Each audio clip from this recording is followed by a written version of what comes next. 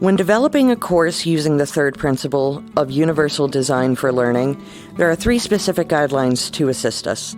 The first, welcoming interest and identities, focuses on how accessible the content is to learners. Information that does not engage the learner's cognition is effectively inaccessible. Criterion 4 of this guideline advocates that we minimize threats and distractions. Having a safe environment of space to learn is critical for effective education.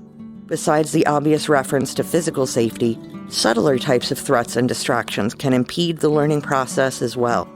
By reducing stimuli that create negative experiences or interfere with the learner's concentration, we can ensure that the learner has their needs met and can focus on learning more effectively.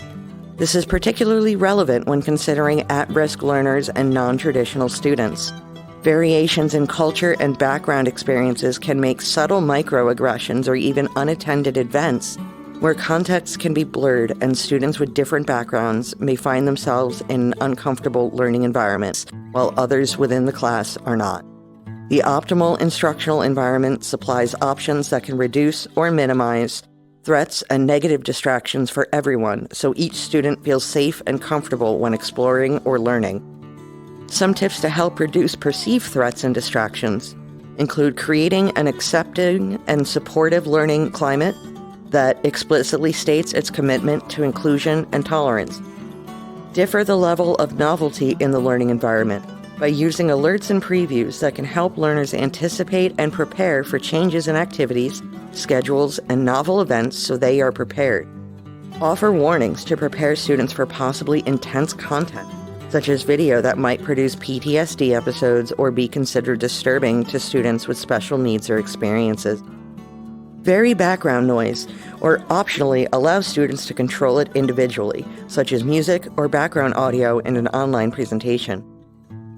Options that can maximize the unexpected, surprising, or novel in highly routinized activities or reduce it to tailor to the experience to the learner's needs.